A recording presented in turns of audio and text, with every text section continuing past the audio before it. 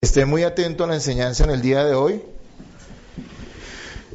Los niños van a estar ahí con sus papás, ahí atentos. Y vamos a ir a Filipenses capítulo 1, versículos 27 al 30. Estamos en la serie de Filipenses. Esto ha sido maravilloso, delicioso. Hemos aprendido muchas cosas acerca del gozo del cristiano. ¿Cuál es el motivo de alegría del creyente? Por encima de todas las cosas. Hay muchas cosas que nos producen alegría, pero hay una alegría por encima de todas. Y ese es el gozo que tenemos en Cristo nuestro Salvador y en aquellos que son parte de su iglesia. Amén.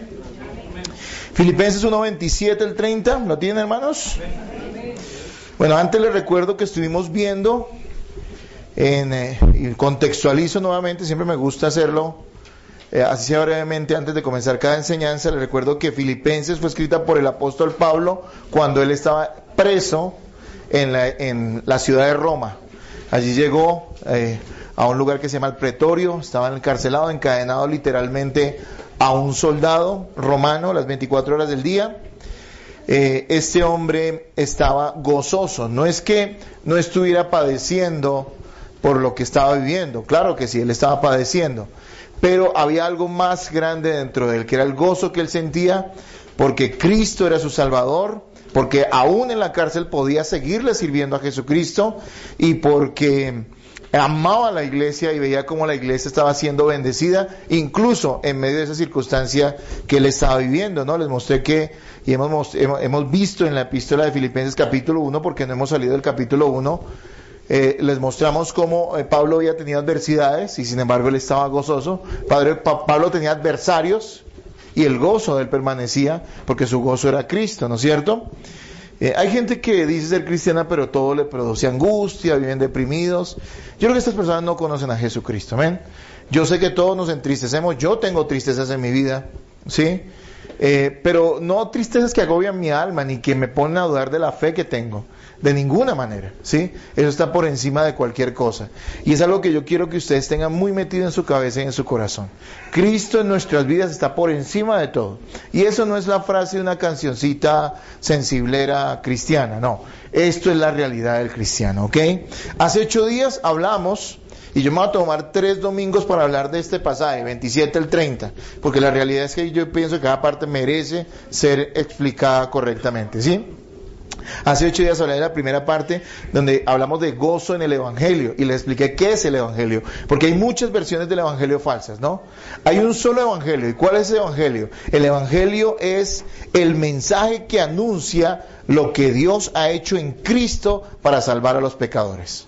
Es el mensaje que anuncia lo que Dios, el Padre, ha hecho en ¿quién? En Jesucristo su Hijo, para salvar a los pecadores. De ninguna manera el mensaje del Evangelio trata con lo que los hombres pueden hacer para ser salvados. Nada tiene que ver. Es obra completa de Dios, ¿sí? Les expliqué que creer en el Evangelio no es aceptar lo que el Evangelio proclama. Todo el mundo dice que Jesús es su Salvador, todo el mundo dice que Jesús es Señor. Vivimos en un país que se dice ser cristiano, entre comillas, ¿no? Porque tiene una tradición católica, pero nada más lejos de la realidad que este país sea cristiano. Yo digo que es todo lo anticristiano que puede hacer, ¿no es cierto? No es aceptar. Las iglesias cristianas están llenas de personas que no son cristianas. Muchos de sus predicadores no son cristianos. ¿Y cómo puedo constatar eso? Porque cuando tú eres cristiano, tú no solamente has creído en un evento histórico de que Jesucristo murió por los pecadores, sino que tú te has rendido a esa fe, que es, a esa verdad, que es el hecho de que Jesús murió por ti en la cruz del Calvario. Y eso te lleva a una cosa que se llama rendición. Cuando tú crees en el Evangelio, tú te rindes a Jesucristo como 2 cosas, como Salvador. Es decir, tú ya no confías en nada ni en nadie más para ser salvado. No necesitas religión porque tienes a Cristo. No necesitas un método porque tienes a Cristo. No necesitas confiar en tus propias obras porque tienes a Jesucristo. Eso es que Jesucristo sea tu Salvador. Solo en Él. Pero ojo, la segunda parte es muy importante. Si tú eres salvado, si crees el Evangelio, Jesucristo es tu Señor. Amén. Y no hay cosa independiente. Hay gente que dice, no, Jesús es mi Salvador, pero no mi Señor, me falta. No, eso es basura. Jesús es Salvador y Jesús es Señor, o si no, no es nada tuyo. ¿Qué significa que Jesús es Señor? Que Él, mire, la palabra Señor traduce literalmente amo. ¿Saben qué es un amo? Pues ni siquiera era un patrón, es el dueño de otra persona. ¿Jesucristo es tu dueño? Ah, claro, cantamos tan lindo, no, Jesucristo, te amo, eres mi todo. Pero no va a haber eso en la vida de las personas, si es así, ¿no? Por eso digo que una de las cosas más delicadas que uno puede hacer en la vida cristiana es entonar alabanzas al Señor. Porque uno puede estar diciendo una cantidad de mentiras que ofenden a Cristo. Tú no le puedes dedicar una canción de amor a una niña que realmente no estás pretendiendo. Sería una burla, ¿no es cierto? Tú le dices, le cantas a una muchacha y le compones una canción y le dices, te amo, tus ojos son hermosos, tu pelo es como una cascada. Bueno, yo no sé cuántas ridiculeces uno puede decir cuando está enamorado. Pero si usted dice eso y realmente usted no la ama y realmente no quiere casarse con ella y realmente no quiere hacer las cosas bien, usted está burlando de esa muchacha, ¿sí me entiende? ¿Y ella lo va a amar o lo va a odiar? Lo va a odiar, pero pues debería perdonar, ¿no? Pero bueno. ¿Tú crees que tú puedes decirle a Jesucristo que Él es tu Señor, que tú lo amas y tú vives alejado de esta palabra, alejado de la iglesia del Señor, alejado de la obediencia a Cristo, por favor? Es delicado, amén. Ahora, esto no lo quiero llenar de temor, porque siempre adoramos desde la gracia, ¿no? Nadie puede pararse y decir, oiga, esta semana sí estoy digna, tengo la dignidad para alabar al Señor. No, nadie. Siempre dependemos de la gracia de Cristo, ¿no? Así que podemos decirle al Señor, pero eso es tan tan importante en las letras de los cantos, que no exalten un sentimiento nuestro hacia Dios, sino que hablen de la grandeza de Dios, porque eso sí lo puede hablar cualquiera. Si yo digo Señor te amo, tengo que amarlo, pero si yo digo Jesús es grande, yo puedo decir Jesús es grande, así Jesús no sea mi Señor, porque Él sí es grande, ¿sí me hago entender? Pero bueno, me estoy metiendo en otras áreas. Sin embargo, quiero decirles algo. Creer en el Evangelio no es solo aceptar una verdad histórica. Creer en el Evangelio es rendirse a Jesucristo. Tu vida está rendida a Jesucristo. Porque si no, lo que viene en esta enseñanza de hoy no tiene sentido para ti. Si Jesús no es tu Señor, pues ¿para qué decimos que cómo debes honrar a Cristo o vivir de una manera digna del Evangelio? Si Cristo no es tu Señor. Pero bueno, quiero decirte algo. Si Cristo no es tu Señor, hoy puede ser tu Señor si tú te rindes por la fe a Él. No te está pidiendo plata, no te está pidiendo sacrificios. Él solamente te está pidiendo una cosa: que rindas tu voluntad, aceptándolo como el Salvador y como aquel que va a dominar de aquí en adelante tu vida. Esa es la fe bíblica. El título de nuestra enseñanza de hoy es gozo en nuestra conducta cristiana. Todo en la epístola de Filipenses es gozo, ¿no? Alegría. Pero no una alegría emocional meramente, sino una alegría, es una satisfacción que brota del corazón del cristiano. Ese es el gozo. La gente, yo no me siento gozoso, no, es que es alegría, pero es mucho más que alegría, es satisfacción, estar satisfecho en Dios. ¿Ok, hermanos? Así que hoy vamos a hablar de gozo en nuestra conducta cristiana.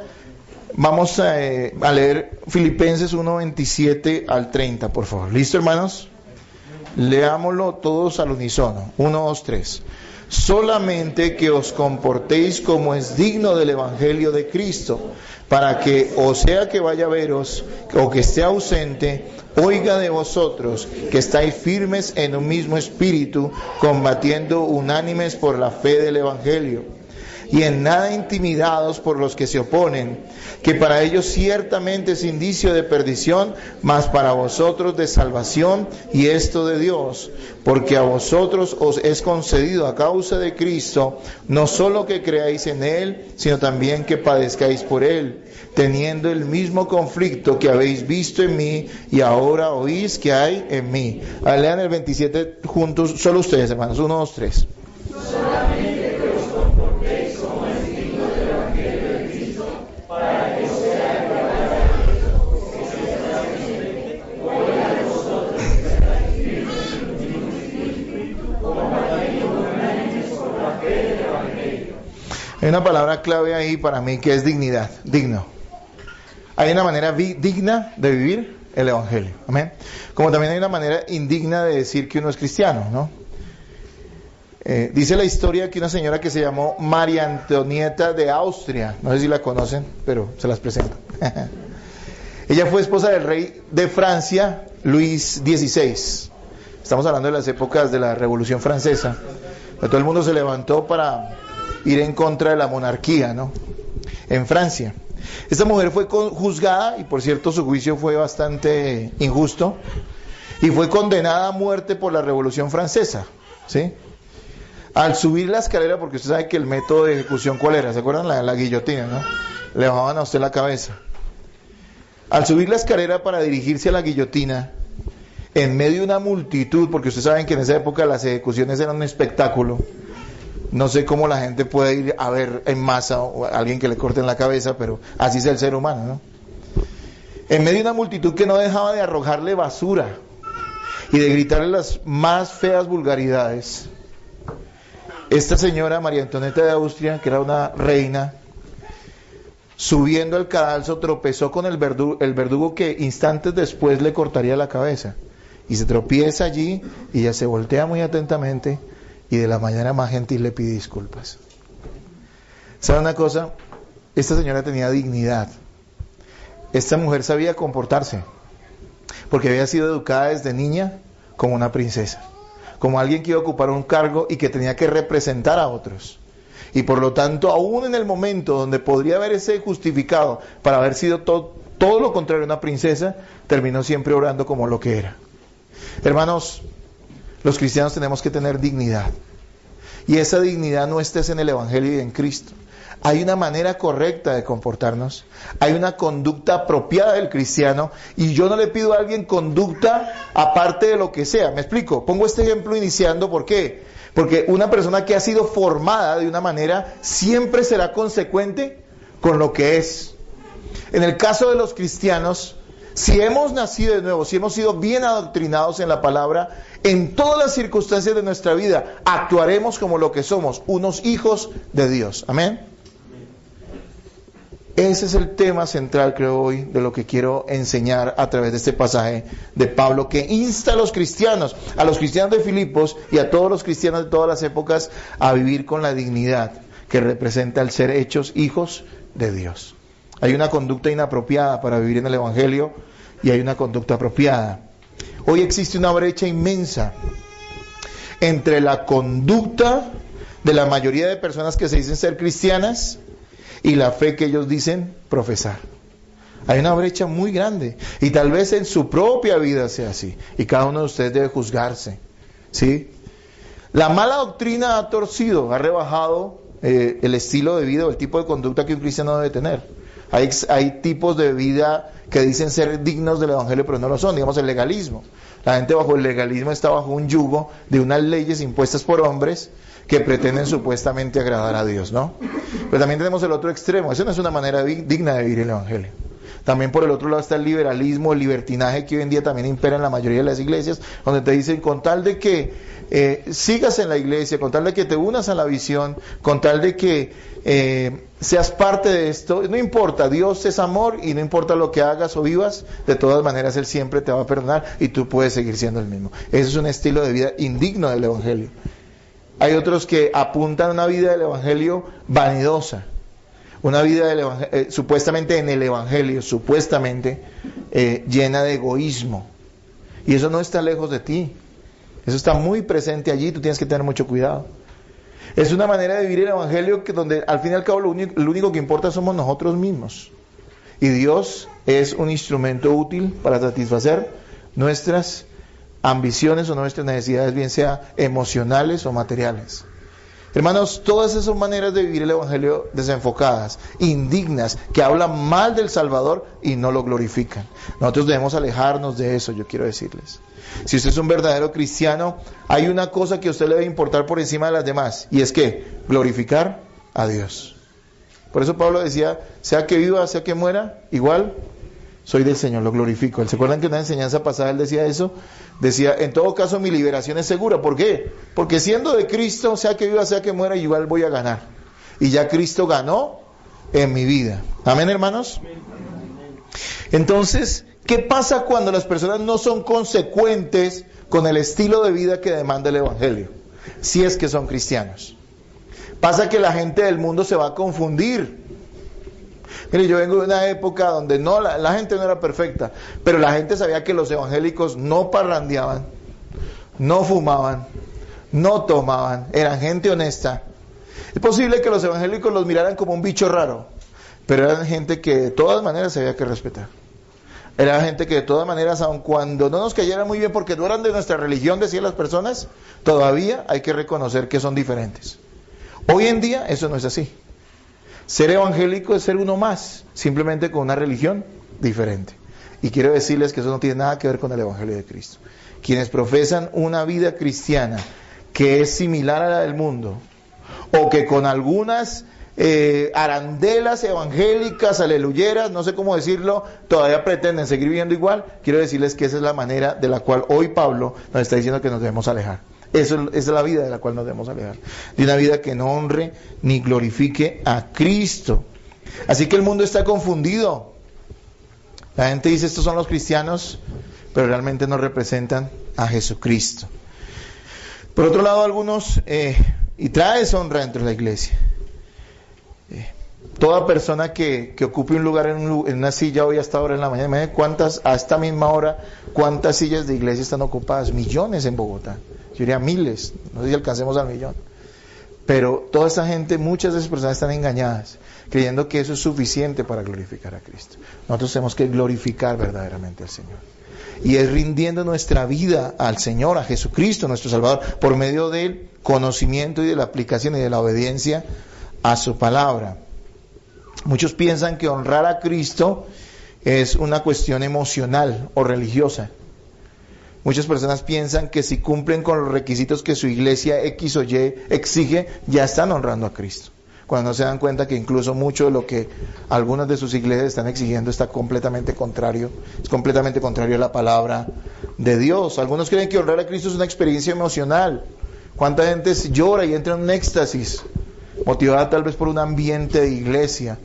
Algo que ya la gente la han impulsado a sentir emocionalmente. Y la gente habla y repite que ama al Señor y que lo ama y llora y expresa, pero eso no es honrar a Cristo. El honrar a Cristo tiene que ver con nuestra vida diaria. Hermanos, les pongo un ejemplo. Uno no honra a su esposa el día que se casa. ¿Por qué? Porque está bien que se case, es un requisito bíblico, pero no es ese día todo el mundo come ponqué, salimos en las fotos, todo el mundo está lindo, se dan piquitos, ¿sí o no?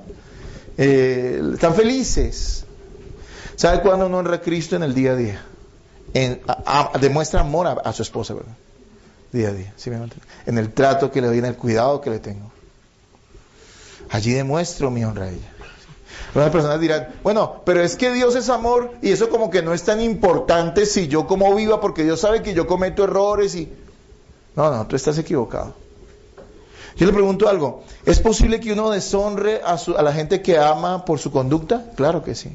Yo quiero decirle que un hijo drogadicto no es honra para sus padres, es vergüenza para ellos.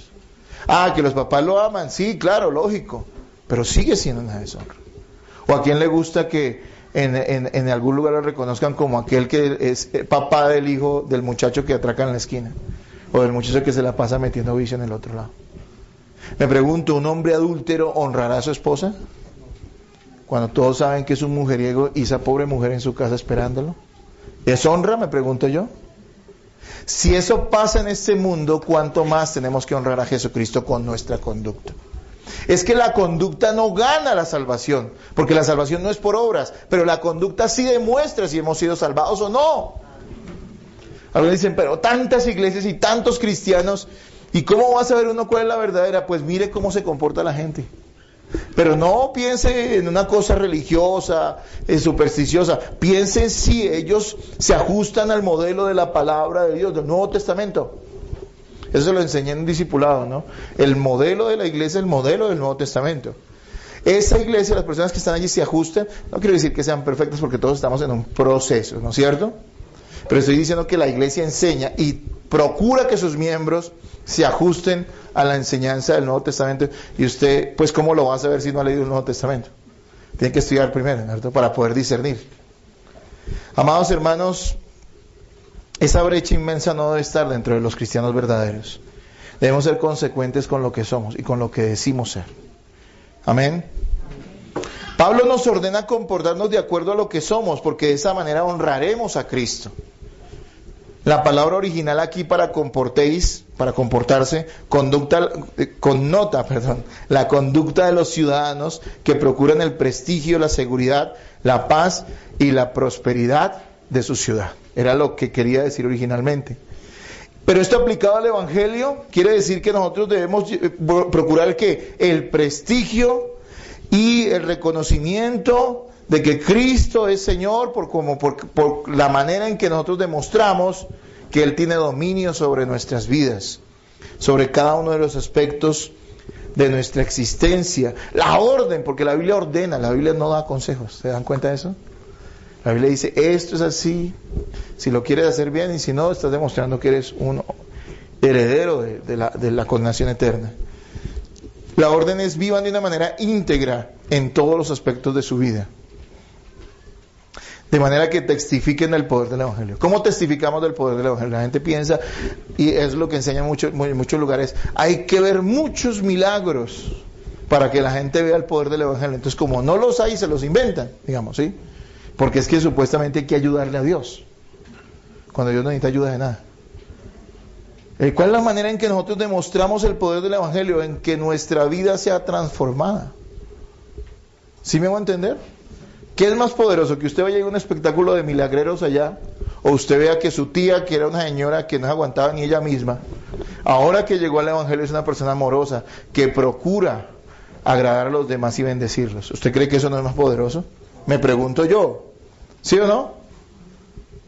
Mire, yo he visto esos testimonios. Vi gente que alguna vez fuimos con un amigo a la cárcel Modelo a visitar a algunos presos. Íbamos algún tiempo, fuimos seguido a predicar allá. Y nos encontramos con personas que lo conocían a él allá adentro. Pero algo impresionante era que la gente decía, oye, ¿y usted aquí? ¿Y no está preso?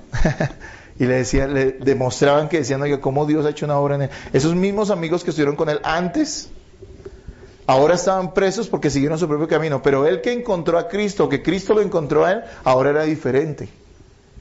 Ahora no terminó en ese lugar. Y la gente podía decir, oye, hay un Dios verdadero. Existe un Dios. Porque ha transformado esa vida. Ese es el testimonio nuestro, hermanos.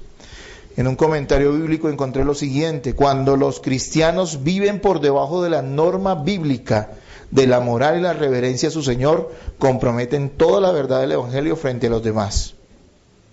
Cuando el incrédulo observa la iglesia y no ve santidad, pareciera no haber una razón para creer en el Evangelio que predica esa iglesia. ¿Saben cuántas veces yo he ido a lugares y predico, enseña uno, y la gente le dice, no, pastor, usted enseña lindo, todo lo que usted dice tiene razón, pues que yo no puedo ir a la iglesia porque es que mi mamá es el diablo, ¿sí? Y ella va a su iglesia. Y uno dice, y uno trata de explicarle a la gente que no es cuestión de que esa persona es hipócrita tal vez, pero la gente no lo ve de esa manera. Usted entiende que cuando usted vino a Cristo, usted no se está representando a sí mismo, sino a Cristo que vive en usted, o que usted dice que vive en usted. O sea, ¿sí me entienden eso? Si entendemos esto, entendemos, ya se vale la pena el mensaje. Cuando usted es de Cristo, Pablo decía, ya no vivo yo, Cristo vive en mí. Y lo que ahora vivo, acá en este cuerpo, lo vivo en la fe. Usted entiende que si yo salgo por la calle y viene una muchacha, una filistea incircuncisa así en minifalda y pasa y yo le miro y le echo su piropo, usted entiende que la gente no me está viendo a mí, porque nadie le importa, porque sería un vago más que hace ese tipo de cosas dentro de millones que lo hacen, sino que la gente está identificando que yo digo tener a Cristo y estoy haciendo ese tipo de cosas. ¿Sí me hago entender? Usted dice en la Biblia que somos embajadores ¿de quién? ¿Y qué es un embajador? Alguien que representa, que cuando usted se embejuca, eso es del griego, ¿no? Cuando usted se embejuca e insulta a todo el mundo y usted dice que es cristiano, ay, amado Señor, usted está llevando el nombre de Cristo por el piso. Por eso Pablo decía, pórtense dignamente. Cuando usted un domingo tiene familiares y su abuelita, que es súper católica, adoradora de imágenes, madruga a irse a misa, y usted que dice que es cristiano, llega a las 11 de la mañana y todavía no se ha levantado para ir a la iglesia, ¿usted qué cree de quién están hablando? Para ella es más importante su ídolo que para usted el Dios verdadero, ¿sí o no? ¿Usted entiende que esto es serio? Por eso es que uno no aspira a veces como pastor a que las iglesias se llenen necesariamente, pero uno sí aspira a que la gente que es de Cristo permanezca, amén. Esto es delicado, muy delicado, hermanos, muy delicado. Para que hablemos el mismo idioma en esta enseñanza, ¿sí? Tenemos que recordar que para el cristiano lo más importante es honrar a su amado Salvador en todo.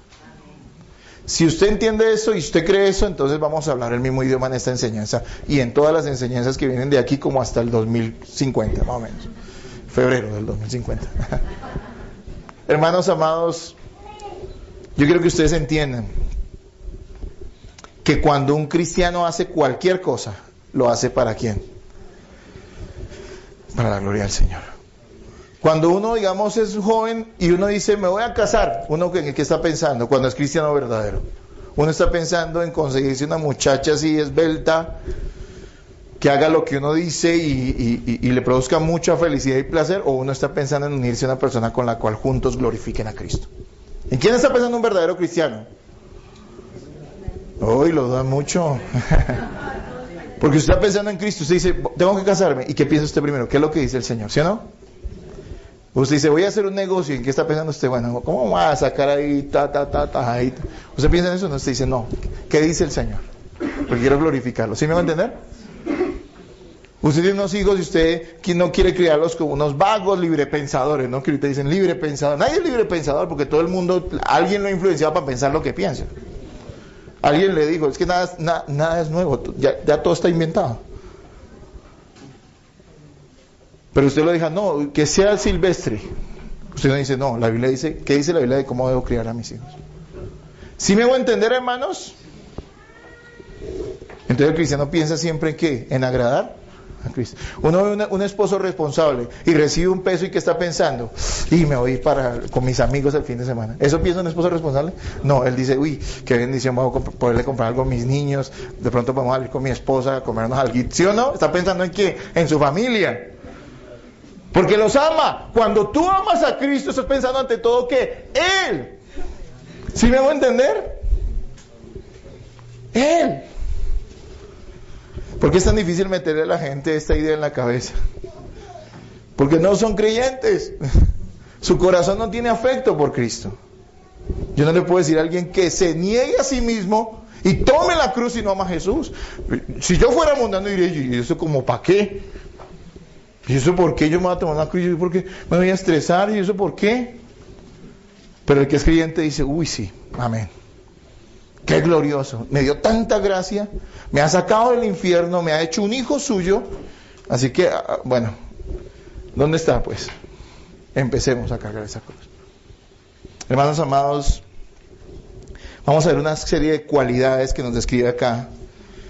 Cualidades de los creyentes que viven como es digno del Evangelio. Cualidades de los creyentes que viven como es digno del Evangelio, amén. Entonces hoy vamos a ver 4 y voy a dejar 1 para la próxima semana, que ese tema es el versículo 29. Ese lo vamos a dejar para la otra semana porque ese yo creo que merece capítulo aparte.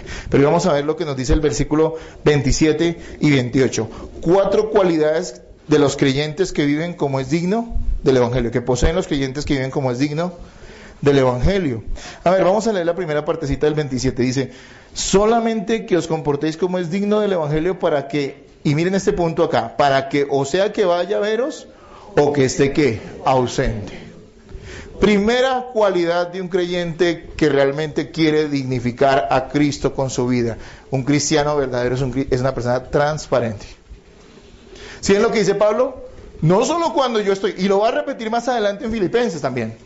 No solo cuando yo estoy, sino cuando estoy ¿qué? Hay gente que se porta bien cuando está en la iglesia, cuando los hermanos lo ven, cuando el pastor ahí está pendiente, ¿no es cierto? ¿Cuáles son las más grandes decepciones de mi vida como pastor? Mire, Dios sabe que a mí no me preocupa tanto si la gente viene o no viene. Amo a la gente, quiero que vengan. Me duele cuando no vienen, pero déjeme decirle que pues eso estoy dispuesto a aceptarlo, a pagar ese precio. Pero ¿sabe qué le duele mucho a uno? Cuando uno a veces ha metido la mano en el fuego por alguien, cuando uno está convencido de que alguien es algo y después le dicen a uno, y es que usted no sabe quién es este, y usted no sabe lo que ha dicho, y usted no sabe lo que ha hablado, y usted no sabe cómo se comporta, y usted no sabe dónde lo vimos el viernes por la noche. ¿Saben que eso es una puñalada al corazón de uno como pastor? Uno se siente traicionado, porque la gente es tan linda en la iglesia, tan hermosa, especialmente si hay un evento, ay Dios mío. En Navidad traemos una evangelista. ¿Saben cuál es la evangelista? No, esa me la enseñaron. La lechona. Porque esa sí atrae gente. Todo el mundo viene. Y todo el mundo es cristiano y le hablan tan lindo a uno. Pero necesitamos transparencia, hermanos. Necesitamos transparencia en nuestra vida cristiana. La vida cristiana se vive con sinceridad y sin apariencias. Escuche esto nuevamente, la vida cristiana se vive con sinceridad y sin apariencias. Estamos en medio de una sociedad que nos impulsa a vivir de apariencias. Y lo quiero decir, yo no quiero sonar a que le estoy dando palo a otras, no, pero tengo que decir la verdad porque soy pastor de ustedes y tengo que cuidar al rebaño. Tienen que aprender a discernir. Pero muchas iglesias también fomentan la apariencia.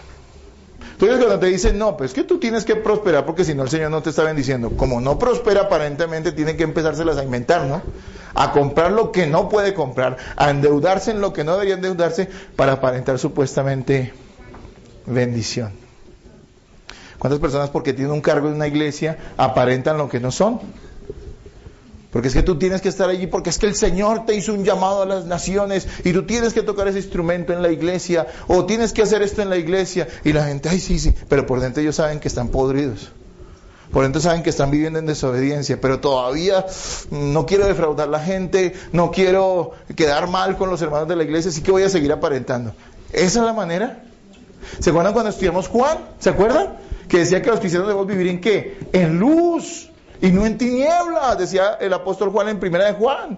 ¿Qué quiere decir eso? Que debemos exponer aún nuestras debilidades, porque los cristianos tenemos debilidades. Porque los cristianos también tenemos fracasos. Porque los cristianos, aunque no queremos vivir en pecado, ni debemos vivir en pecado, pecamos. Sí. ¿Y para qué es la iglesia? ¿Es un club de santurrones? No, la iglesia es un lugar donde venimos y mi hermano, necesito oración porque estoy en este momento pasando por esta dificultad. Hermanos, tengo esta circunstancia. Hermanos, estoy siendo débil en esto. Me alegra mucho cuando los hermanos son sinceros. Cuando la gente va y le dice, pastor, estoy pasando por esta circunstancia. Necesito que me ayuden. Necesito oración, pastor. Y uno dice, gloria a Dios por eso. Presumir es lo que mucha gente hace hoy, ¿no? Alardear de sus propias cualidades, cuidar mucho su apariencia para resultar atractivo a los demás. Pero nosotros tenemos que pensar ante todo en lo que el Señor piensa de nosotros antes de lo que la gente dice de nosotros. Hasta nuestras fallas deben ser expuestas con humildad. No estoy diciendo que porque tú peques y lo confieses ya eso justifica tu pecado. No, porque el pecado sigue siendo pecado y hay que decirte las cosas que está mal. Pero cuando somos sinceros hay un buen comienzo para arrepentirnos y cambiar el rumbo de nuestra vida y honrar a Cristo con una vida que realmente demuestre esa santificación en nosotros. ¿Por qué la gente no es transparente? Hermanos, mire, yo sé que esto no es muy comercial, que esto no vende mucho la idea de lo que son los cristianos. Pero yo llevo 25 años en esto y puedo decirles con total seguridad que hay mucha hipocresía dentro de las iglesias, hasta de los mismos pastores.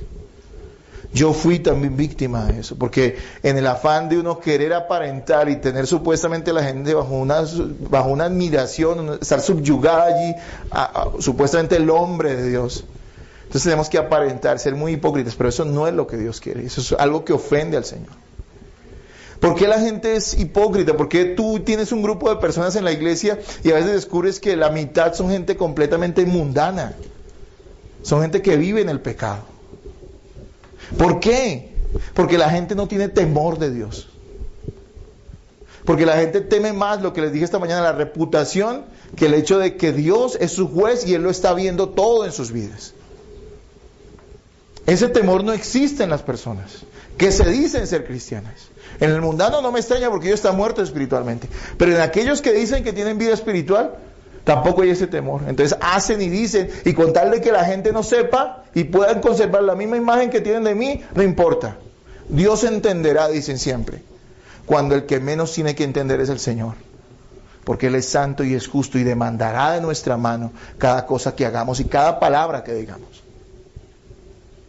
Hermanos amados, no deberíamos ser así. Debemos ser transparentes. Yo creo que en estos 3 años que he estado aquí, yo he salido con cosas que tal vez en otro lado no las hubiera dicho. Y se las he dicho a la iglesia: hermanos, tengo este problema, tengo esta dificultad. No soy esto que ustedes piensan, pero lo he dicho con sinceridad. Y algunos dirán: pastor, pero usted pierde autoridad. ¿Cuál autoridad va a perder? No pierde autoridad. La gente reconoce la sinceridad y puede admirar más a una persona. Aquí no estamos buscando admiración, pero la gente puede valorar más la autoridad de una persona que es de carne y hueso que de una persona que es supremamente elevada. Porque es que un pastor, un ministro, una persona de la iglesia, todos estamos al mismo nivel. Somos redimidos por la misma sangre. Y la gracia que se le ha dado a un hombre que le sirve a Dios es la misma gracia que recibe una persona que ocupa un lugar en la iglesia. ¿Sí me va a entender? Lo que pasa es que hay un llamado diferente, pero es la misma gracia. ¿Amén, hermanos? Usted sabe quién es usted. Esa pregunta hice hace mucho. Hermanos, ¿tienen calor? ¿No? Porque yo sí. Pero bueno, dejemos así. Con eso adelgazo más. Bueno. Gracias, César. Bajito, poquito, suavecito, gracias. Es que acá, yo no sé, se confluye en la fuerza, la unción. Y calienta mucho. Bueno, hermanos, escuche. ¿Quién es usted? Y la gente le dicen tantas cosas, ¿no? Y le voy a decir quién es usted verdaderamente. Usted es quien es cuando nadie lo está viendo. Usted es quien es cuando nadie lo está viendo. Cuando nadie lo está viendo y usted sabe cómo se comporta y qué piensa y qué hace, ese es usted, no el otro. No el que todo el mundo piensa, sino el que usted es en lo secreto. Ese es usted. Trabaje en eso y usted va a ser un santo. Trabaje en eso y usted va a agradar a Dios. Trabaje en eso y el resto va a ser papita para el loro. El que los demás vean en usted a Cristo es una cosa que va a salir naturalmente. ¿Sí me voy a entender? A veces nos decían, de testimonio, pero a veces de testimonio suena como hipocresía, ¿no? Muestren que no sea, porque si no Dios queda mal. No, ¿usted cree que al Señor le importa eso? Lea la Biblia. ¿Usted cree que la Biblia es un libro que se vende? No, la Biblia muestra, le saca los chiros al sol a todo el mundo. Hasta el Señor Jesucristo. Yo hubiera quitado esa oración. Pasa de mí esta copa. ¿No suena bien? El héroe, el que va a salvar, y dice, en un momento dice, Señor, pasa de mí esta copa. Demostrando debilidad en un momento dado. Pero ¿sabe por qué la Biblia muestra las debilidades de los hombres? Para exaltar la gracia y la grandeza de Dios. De tal manera que Él sea glorificado en todo. No los hombres. Entonces, hermanos, ¿usted es quién es cuando nadie lo está viendo? Entonces le pregunto, ¿quién es usted? Responda a sí mismo. Tal vez yo no quiera escucharlo. Para no asustarme. Los cristianos somos personas salvadas por gracia, que están siendo santificadas y que deben morir cada día a sí mismos. Yo quiero decirle, escúcheme, nadie puede decir que ya es un producto terminado. Todos estamos en un proceso de santificación. Todos aquí pecamos. Todos aquí tenemos debilidades. Todos aquí tenemos temores. Todos aquí tenemos luchas con una o con otra área. Todos. Ustedes y yo. La cuestión es, ¿somos sinceros o no lo somos? ¿Tenemos una lucha sincera con el pecado o estamos siendo complacientes con el pecado y tapándolo con mentiras? ¿Sí me hago entender, hermanos amados? Todo esto trata con vivir ¿qué? De una manera digna, comportarse con una manera digna del Evangelio. Es lo que estamos viendo hoy. A veces se presiona a las personas. Hace algunos años, muchos años, un joven en una iglesia se casó sin que le gustara la mujer con la que se casó. ¿En qué terminó eso? Pues en divorcio. Después reconocía, no, esa muchacha nunca me gustó. Y entonces, ¿por qué se casó? Ah, es que yo quería ser pastor y en mi iglesia la exigencia era que para ser pastor tenía que ser casado. Así que yo agarré lo primero que vi. Pero miren la presión que se ejerce sobre las personas cuando estamos haciendo un evangelio exterior y no un evangelio interior. ¿Sí me van a entender? Miren, las iglesias santas a veces no tienen la mejor apariencia externa. Me refiero a que la gente no es tan llamativa. Cuando yo fui, digamos, les pongo un ejemplo, iba a las reuniones de pastores, de pastores pentecostales, que es una locura lo que enseñan allá. Nos decían a los pastores pentecostales, gente que supuestamente iba a capacitarnos, yo no sé en qué, eso es una locura. Decía, a sus sugieres usted tiene que enseñarles a sonreír siempre, porque en Disney la corporación, le pagan a la gente y les duran 3 meses donde la capacitación sonría todo el tiempo. Entonces nosotros decíamos, ay sí, si lo hace Disney, ¿cuánto más la iglesia? Oiga, qué brutos éramos, ¿no? Era merecía el infierno con creces. Entonces lo que él estaba diciendo era, ¿qué le dice uno a una mujer cuando es así? Uno le dice, sea hipócrita. Sonríale a la gente, así no lo siente. Sonríale. Porque es que hay que vender esto, no es que la iglesia tiene que ser atractiva, no, la iglesia tiene que ser lo que es. La iglesia es santa por la sangre preciosa de Jesucristo. Son personas que están siendo todos los días, los cristianos tenemos todos los días luchas con nosotros mismos. Que decía Pablo, me aborrezco, y ese hombre era santo, y decía, me aborrezco, miserable de mí, Romanos 7, miserable de mí. Usted no lo ha dicho, yo sí, a veces miro, digo, Señor, yo quisiera más para ti. Y entonces el Señor nos dice, bástate de mi gracia, porque mi poder se perfecciona en tu debilidad. Hermanos, lo primero que un cristiano es transparente. Número 2, firmeza. Versículo 27 nuevamente. Ahí inmediatamente después dice, para que o sea que vaya a veros, o que esté ausente, oiga que de vosotros que estáis firmes en un mismo espíritu. Amén. Otra cosa que tiene que tener un cristiano que honra y que vive una vida digna para Cristo, tiene que tener firmeza. Firmeza. La vida cristiana se vive con firmeza. ¿Firmeza en qué? En nuestras convicciones y en nuestra fe en Jesucristo.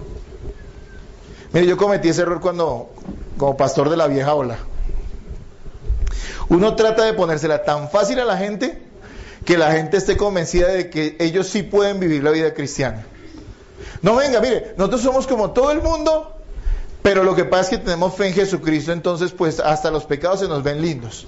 ¿Sí? Es más o menos lo que yo trataba de decir. No, ese no es el mensaje del Evangelio. El mensaje del Evangelio está abierto para todo el mundo. Jesús tiene los brazos abiertos para todo aquel que quiera venir a Él. Es cierto. Pero no de cualquier manera. ¿Sí me va a entender? Los brazos están abiertos para que venga quien quiera, pero no de cualquier manera, porque los que vienen a Jesucristo vienen a arrepentimiento sincero y en fe genuina. Jesús recibe a todos, sí, a todos los arrepentidos y a todos los que tienen fe genuina. ¿Qué dijo Jesús? Vengan a mí, los trabajados y cargados, que yo seré. Entonces un mal intérprete de la Biblia, si usted está fregado, tiene problemas, se cae el pelo, entonces usted vaya a Cristo que lo va a consolar. No, usted está equivocado. Jesús está diciendo todos los trabajados y cargados, ¿por qué? Por el pecado.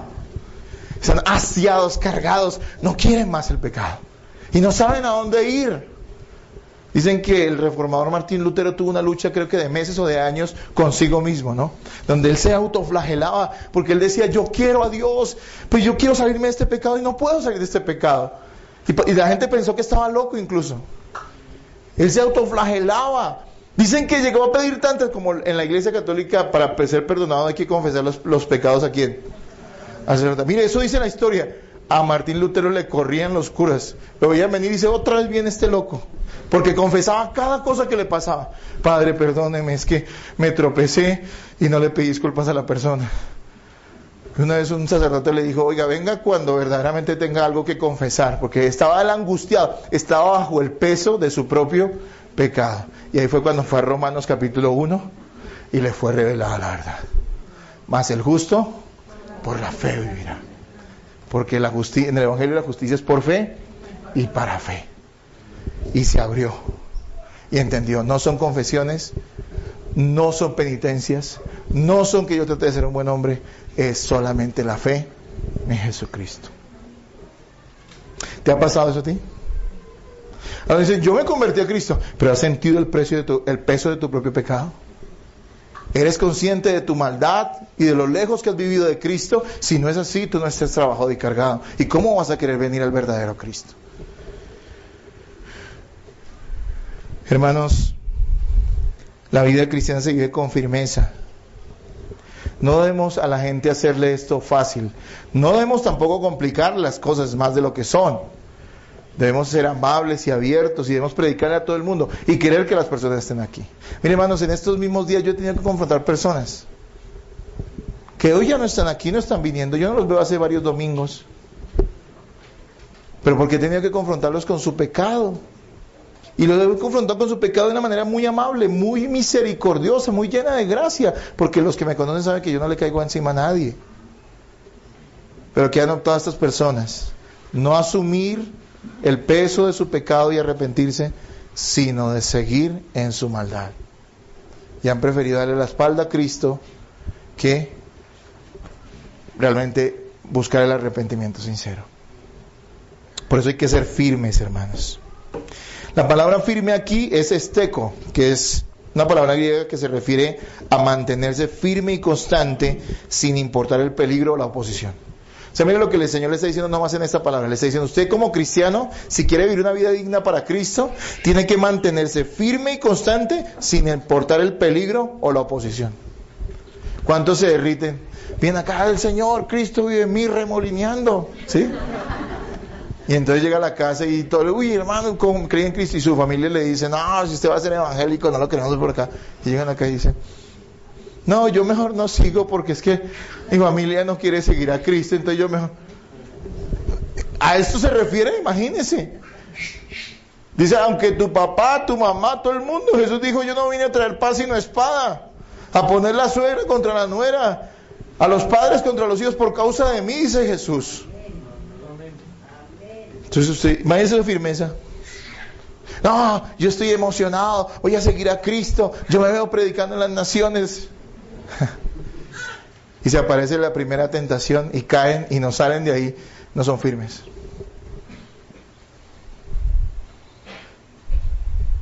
Dice que esta palabra se refería a un soldado que defendía su posición a toda costa, hasta el punto de sacrificar su vida. ¿Saben que en la guerra a un grupo, un batallón, a un grupo de soldados les entregan una posición? Y la cosa es que la misión es que ellos tienen que resistir. Y no pueden entregar esa posición y preferiblemente se dejan matar antes de entregar esa posición. Y a eso se está refiriendo esta palabra. Imagínense todo lo que nos está diciendo la palabra. Esto no es un juego. ¿Usted se va a derretir? No, pues la gente no me quiere porque soy cristiano. Pastor, hágame una sanidad interior. Le digo, una sanidad interior, hermano. Usted merece ese arrepentimiento. ¿Qué importa? ¿Nos duele? Sí, claro, nos duele. ¿Pero qué importa? ¿Sí? ¿Importa? No. Pastor, es que se me han cerrado puertas porque es que como yo soy cristiano y no puedo entrar a trabajar en cualquier lado porque son cosas deshonestas, ilegales. No, pastor, yo creo que mejor yo vuelvo cuando me arrepienta, pastor, espéreme, ¿sí? ¿Firme? ¿Eso es firme? No, es una vergüenza. Dice firme. Lo contrario a estar firme, ¿qué es? El doble ánimo. ¿Se acuerdan que Santiago lo juzga severamente? Dice Santiago 1:8, el hombre de doble ánimo es inconstante en todos que... Hay gente de doble ánimo, ¿no? Empieza una cosa, no la termina. Hay gente de doble ánimo, empieza en el evangelio y después no sabes qué va a terminar. Aquí por eso yo le decía a alguien, le estaba hablando en estos días con eso, decía, ¿cómo sabemos que alguien es cristiano? No porque pasó y dijo una oración, aquí nosotros no le podemos repetir nadie una oración, repita conmigo, Jesús entra a mi corazón, que no sé qué. No, nada de esas vainas. Porque es que eso no me garantiza a mí, uy, hay 100 convertidos hoy. No, hermano, esperemos 3 años a ver quién es el que está ahí. Después de 3 años, de 2 años, de 1 año, en firmeza, de 1 año incluso es poquito. Y lo veamos ahí un buen tiempo, caminando con el Señor, entonces podemos empezar a decir, oiga, este como que es cristiano, ¿sí? Este como que nació de nuevo, este como que tiene el Espíritu Santo. ¿Sí me voy a entender, hermanos?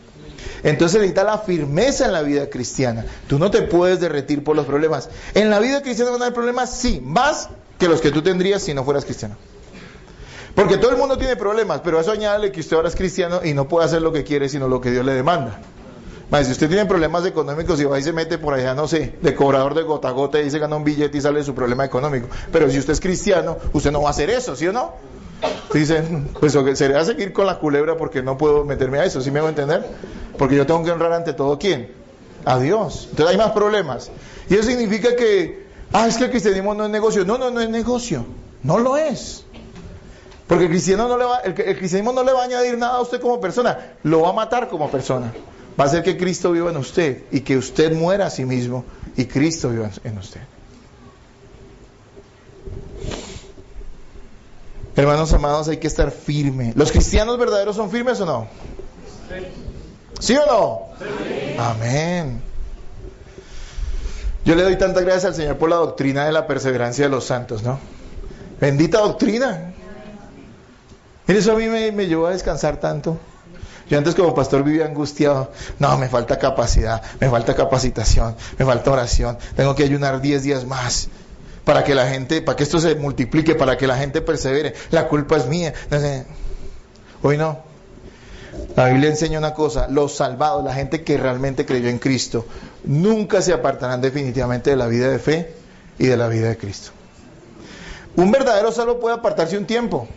Un verdadero salvo puede tener momentos de dificultad, pero un verdadero salvo nunca va a vivir lejos de Cristo y lejos de la iglesia, definitivamente.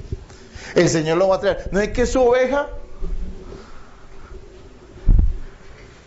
el Señor no lo va a dejar salir de sus manos.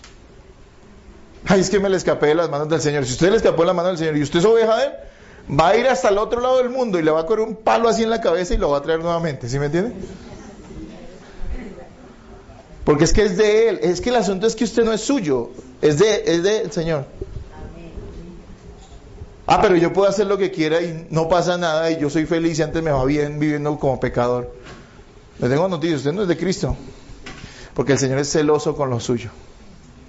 Es posible que el Señor permita que en un momento dado de nuestra vida tengamos dudas o nos apartemos un momento, y aún en eso Dios va a ser glorificado porque vamos a venir con mucha más fuerza. Vamos a regresar a la fe con mucha más convicción, porque el Señor va a tratar con nuestra vida. Amén. Entonces, cuando estamos en la doctrina de la perseverancia de los santos, que dice que los salvados definitivamente van a llegar hasta el final de la carrera cristiana y van a heredar la vida eterna sí o sí, porque es Dios quien los ha salvado y no son ellos. Entonces uno vive animado, porque cuando uno ve sus debilidades y cuando uno ve sus adversidades, uno dice, bueno, es difícil, yo no sé cómo voy a salir de esta, pero voy a salir de esta porque, ¿sabe una cosa? Soy una oveja del Señor.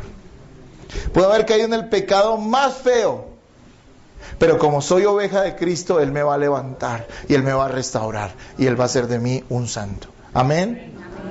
No importa en qué haya caído, Cristo me va a rescatar, porque soy ¿de quién? De Él. Y también ¿saben qué pasa? Que esta doctrina nos consuela, porque hay mucha tristeza cuando vemos a personas desistir del Evangelio. Y uno se entristece, ¿no es cierto? Hay gente con la cual tú has orado, has compartido, le has hablado de Cristo, parecía que realmente amaban al Señor, pero en un momento dado desisten y vuelven atrás definitivamente. Y entonces a uno le duele el corazón, pero entonces uno se recuerda que la Biblia dice que los santos perseverarán hasta el fin. Y uno dirá, bueno, si es del Señor, volverá al camino. Si no, no puedo hacer nada yo. Porque Dios obra soberanamente. Y eso lo creemos. Amén. Hermanos, los cristianos han estado firmes siempre y lo estarán. Número 3, un cristiano vive en unidad. Versículo 27, nuevamente léanlo por favor. digno del evangelio.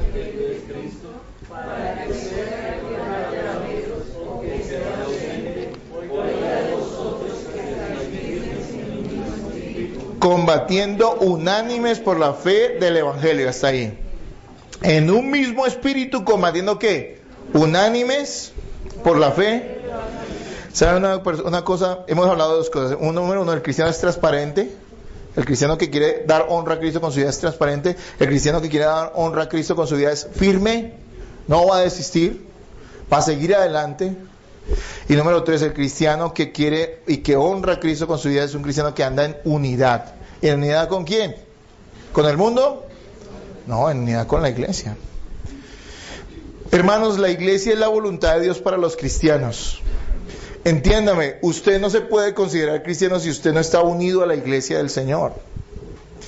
Yo no se lo digo como lo dirían los falsos maestros, que dicen, es que usted tiene que pertenecer a esta rosca porque si no, entonces Dios no lo lleva en la buena. No, le estoy diciendo que los que verdaderamente son de Cristo, de su corazón brota el deseo de pertenecer a la iglesia del Señor. Porque de hecho espiritualmente son de la iglesia de Cristo. Él es el que los ha injertado en su cuerpo. Entonces eso que es espiritual se tiene que vivir de una manera práctica. Y la manera práctica en que estamos unidos al cuerpo es pertenecer a una congregación. Ojo, no solamente asistiendo. Uno puede reunirse con una iglesia sin ser parte de ella. La diferencia nos la describe Pablo, es unanimidad. ¿Qué es unanimidad? Tener un mismo propósito y un mismo deseo.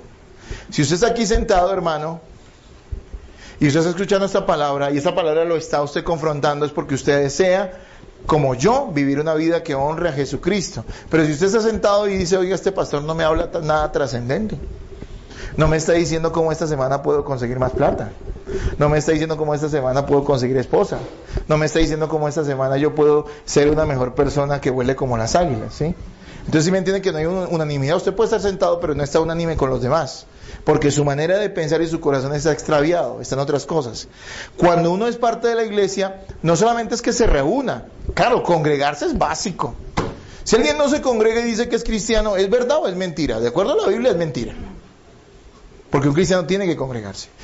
Ahora, ¿qué es congregarse? ¿Asistir? No. Congregarse es sí asistir, pero quiere decir que usted está involucrado en la iglesia y que está bajo la autoridad de ancianos.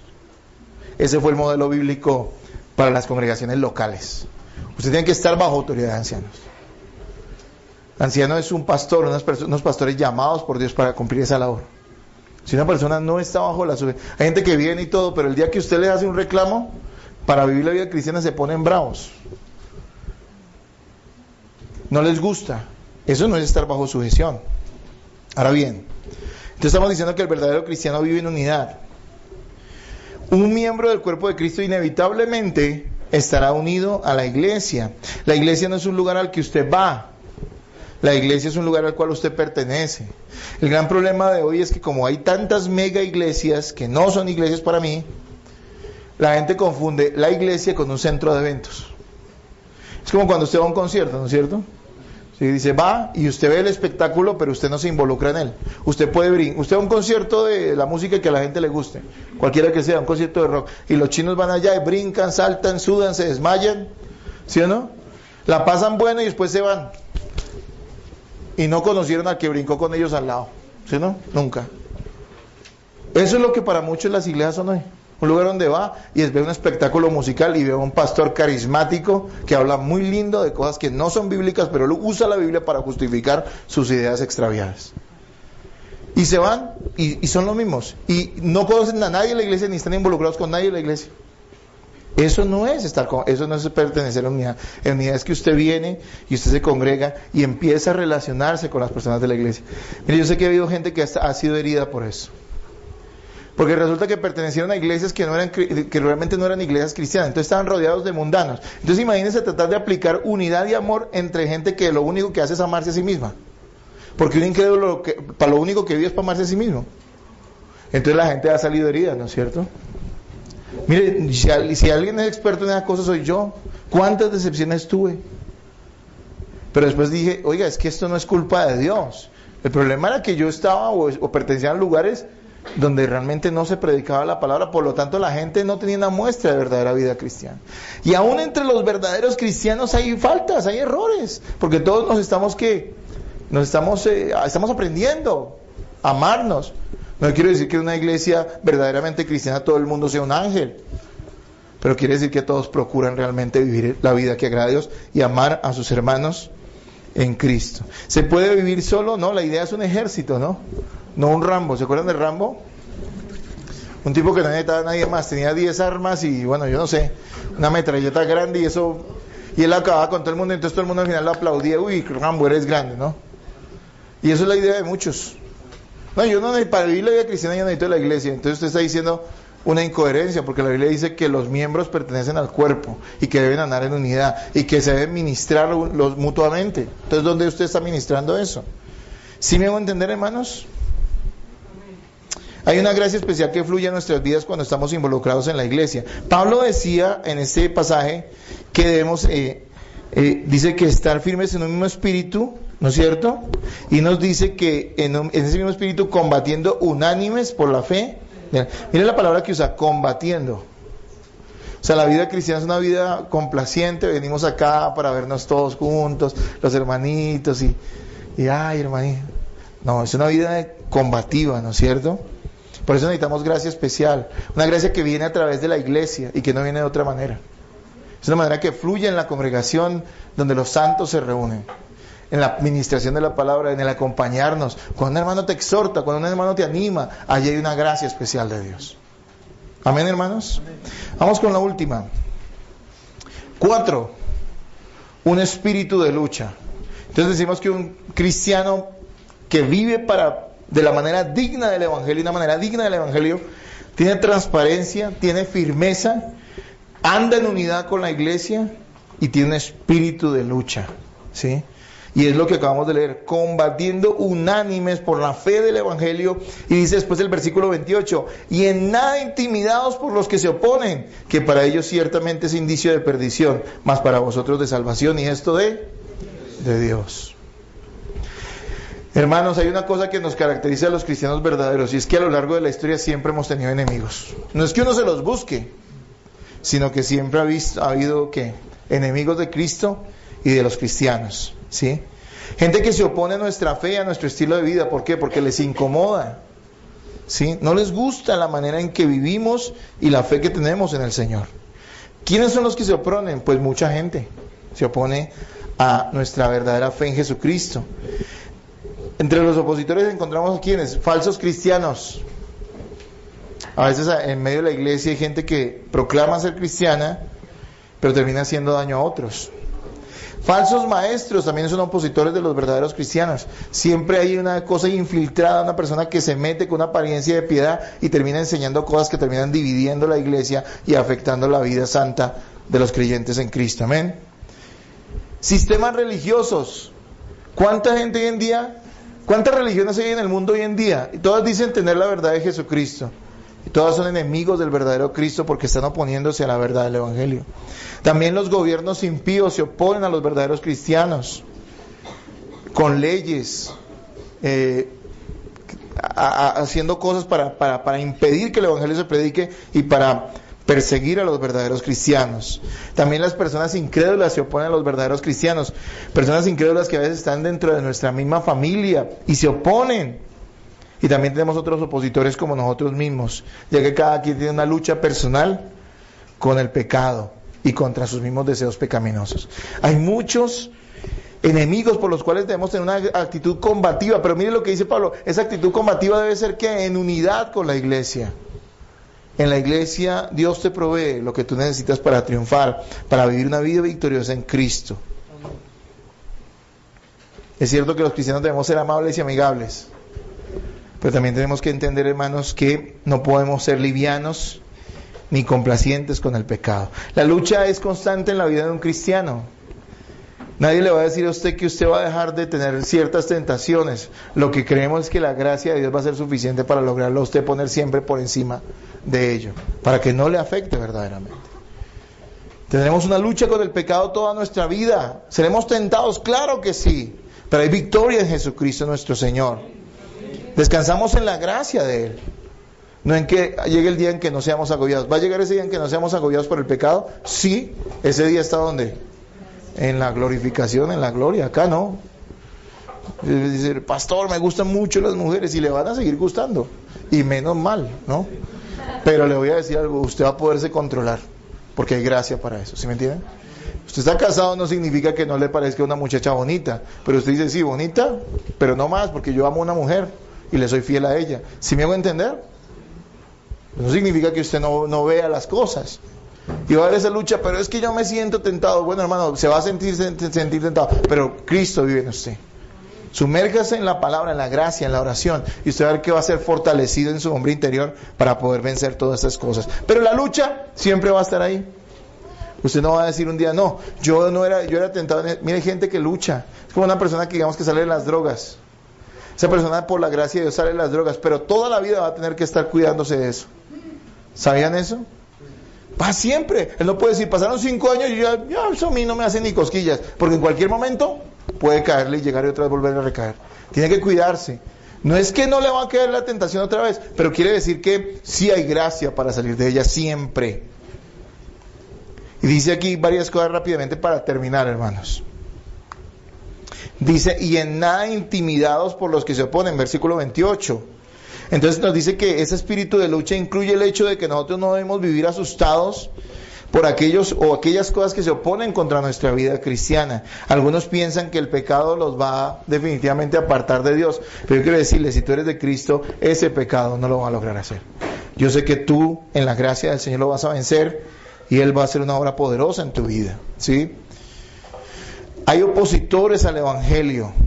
Hay muchos que atacan a la iglesia creyendo que Dios está con ellos, pero aquí nos dice el apóstol que aquel que se opone al Evangelio y a la iglesia es una muestra de que ellos están en perdición. ¿Sí? Siempre los hombres de fe han luchado contra enemigos poderosos, personas que se han levantado contra Cristo.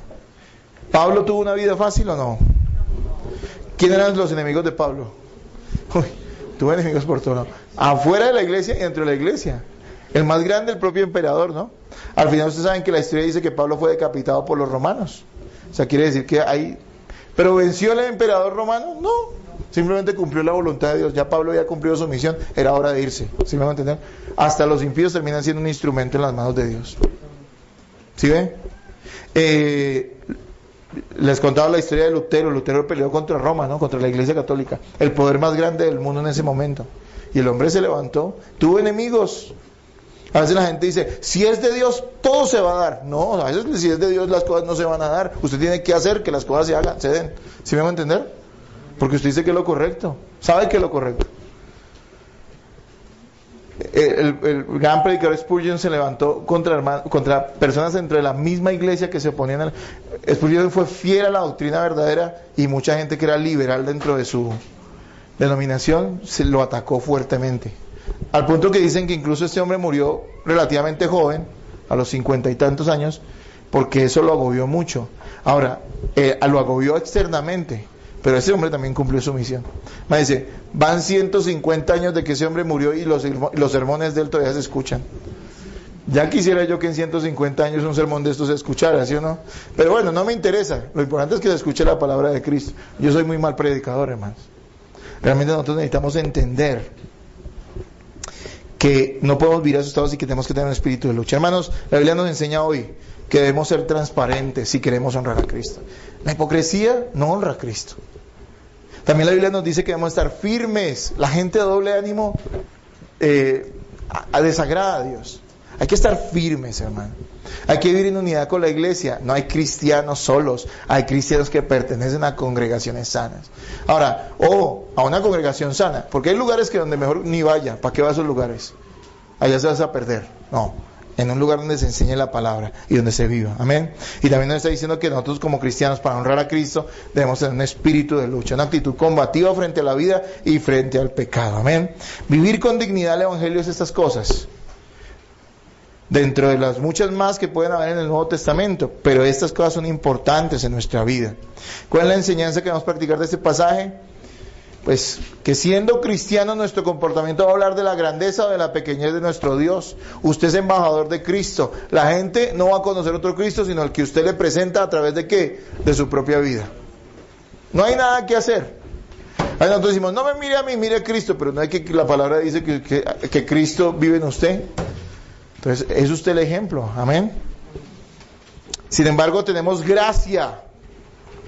Esa es algo que siempre debemos recordar. Tenemos que gracia. Usted dice, para mí esto es imposible. Pues recuerde que hay gracia, el poder de Dios, su favor inmerecido, la bendición de Él está con nosotros. Y Él mismo se encargará de que cumplamos y vivamos estas cosas. Gócese en ello, hermano, amén. La vida cristiana no es para padecerla, aún con persecuciones, aún con dificultades, aún con momentos de mucha tentación, pero la vida cristiana hay que disfrutarla, hay que gozarse. Pablo nos está enseñando que en todo esto hay gozo, amén, y hay alegría para nuestros días. Cierre sus ojos, hermanos, y oramos. Padre, gracias, Señor, por esta mañana hermosa. Hemos podido compartir una pequeña porción de tu palabra y exponerla. Yo te agradezco, Señor, por cada hermano que ha venido hasta aquí hoy. Oramos por aquellos que no hemos podido ver, para que ellos, Señor, se vuelvan de corazón a Cristo, Señor. Bendigo, Señor, esta Grey. Oro para que ellos caminen firmes en la verdad del Evangelio, para que tú seas revelado a sus vidas, para que vivamos una vida digna, porque tú mereces, tú eres digno de que vivamos, Señor, de una manera honrosa para ti, Padre. Gracias por tu sangre, gracias por el Espíritu Santo, quien nos ayuda y quien nos sustenta. No estamos solos en esta lucha, no estamos solos en esta carrera. Tú eres quien vive en nosotros, tú eres quien lo hace en nosotros, Señor. Es nuestra confianza, Señor. Vivimos para ti, caminamos contigo y te honramos en todas las cosas. Grande eres tú, Señor. Ayúdanos a vivir una vida firme, a vivir una vida transparente, a andar en unidad con la iglesia, Señor. Ayúdanos, Padre Santo, a vivir de una manera honrosa en el Evangelio, Señor. Una vida de combate, Señor, en la fe. Te doy muchas gracias en esta mañana, en el nombre de Jesús. Amén.